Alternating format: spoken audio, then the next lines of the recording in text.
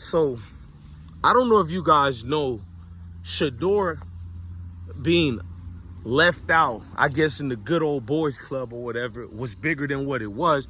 But what if I can tell you the similarities and contrasts between Shemar Stewart's contract back and forth with the Cincinnati Bengals? It's almost the same situation with Shedeur versus the NFL. Y'all hit the like button for me right quick and get you some popcorns, get you ready. Say what's up to the greatest pit bull in the world, Sebastian. Hey, Sebastian, say what's up to them folks, bro. Say what's up to them, bro. Hey, let's go, bro. Hey, let's go, bro. Gotcha.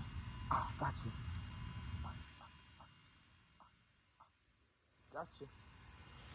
Gotcha. All right, let's go, man. So, Shemar Stewart, bro, is doing something to the league that's changing plans for what they're trying to implement for the new NFL, quote unquote, new NFL. As I told y'all, the Plantation National Football League got a lot of things going on there. And some of those things that go on there is similar situations that go on in typical regular fashion society. There ain't no different. I told you it's bigger than football. It's deeper than football. So the NFL seen a lot of players somewhat not being obligated to their contracts like they used to be, meaning they had ways of controlling these players, monetary situations, all that. So they changed the rookie contracts after guys like, what's the dude from Oklahoma? Sam Bradford. Sam Bradford made so much money in the NFL, it didn't make sense. Say rest in peace to his knees. It ain't never healed properly since Oklahoma days. But back then, you basically become generational wealth for the rest of your life in the NFL when you were a rookie. At least the first top 10, the top 15 picks, at least minimum first top 15 picks were guaranteed damn near $80 million, if not more. When Cam Newton class came in, that's when they slowed it down and took all that extra. See, the players always fell to players, the Players Association. They took money from these rookies and gave it back to the owner because, in other words, y'all making too much money. How did that hurt the game in any way, shape, and form? A game that the entire world knows that rips off its players. Let's just be real. If you're not the quarterback, wide receiver, or defensive backs, and even they too, if we're being fair, are underpaid, sadly underpaid. So if you're not that, then you're just basically in a gladiator sport getting all types of health problems. But let's move forward. I almost lost my train of thoughts because my pit bull is going hunting right now, and I can't put that on camera, what he sees, but let's keep going. So you paid attention to how they tried to stop certain progress of that by slowing down the money. After that, players get acclimated, players adapt, adjust, get better agents that ask for better contracts that's in favor of their clients, that has better strategic rules asserted inside their contracts as well. In other words, you got a goddamn Drew Rosenhaus, show me the money type of agent. You know what I mean? And they seen right through the NFL BS, and players were winning once again, still losing in the bigger pictures of the NFL, but they were winning. So now NFL's getting tired of how the rookies are getting this type of control. They implemented a new disciplinary rule that's in the contract, but that doesn't go deep into it. And the guinea pig they're using it on is this year's draft class. And one of the first guys who's being used with that new rule is no other than Shemar Stewart. But no other rookie had to sign a contract that's written up the way Shemar Stewart one is written up. In other words, it states something in the contract. I don't want to read it verbatim, but something like, if he gets in any trouble, but it never goes into what kind of trouble or anything like that, they basically can take all the money back. But that's the dangers of that type of and there's other things in there too that they're going back and forth over. But that's one of the language in the contract that disturbed me. Like, wait a minute, we seen this movie before. So now Stewart is being ridiculed through a lot of groups and homes, calling him a selfish player. They should have never drafted him. Mind I tell you, he's a good-hearted dude.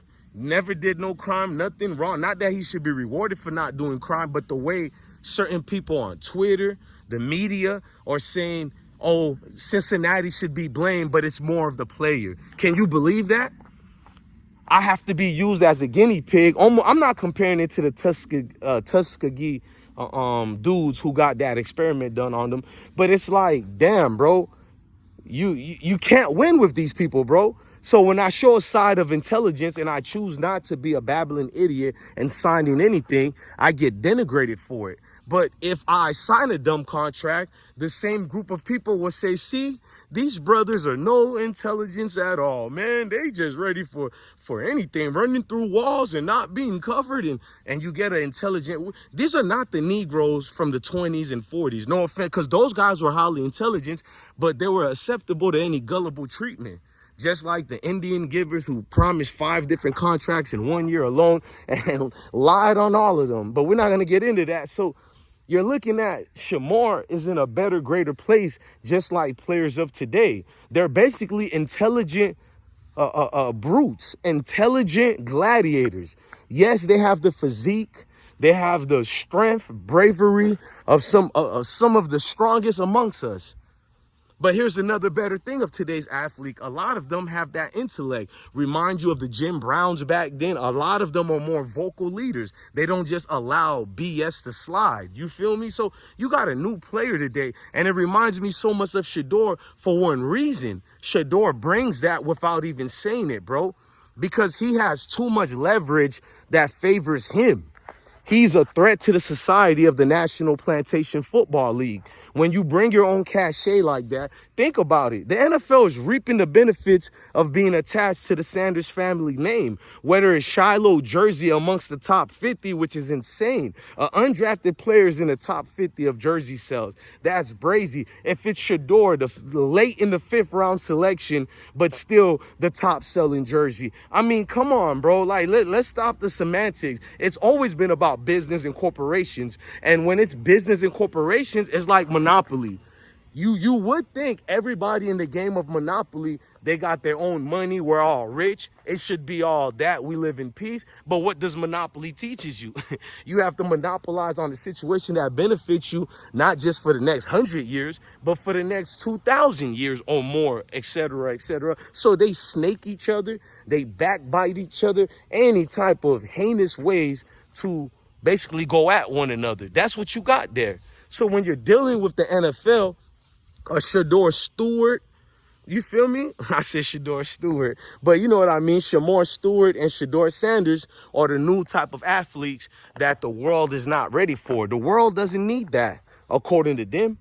You have to watch what Shedeur is saying to you to understand why he tell you, if you don't want your organization to win, don't draft me.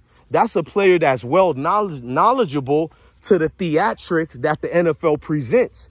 Because if real people who are fanatics of the NFL, you find out the NFL has never been about the better teams, better players, or my city versus your city. All the owners are in cahoots with each other. When you learn that, it's like that scene in The Matrix when Buddy was sitting down at dinner with one of the ops and he ate the steak and he said, it just don't taste the same no more. You feel me? I know the truth, but it doesn't feel good no more. So basically, he wanted to live back in the Matrix with the lie.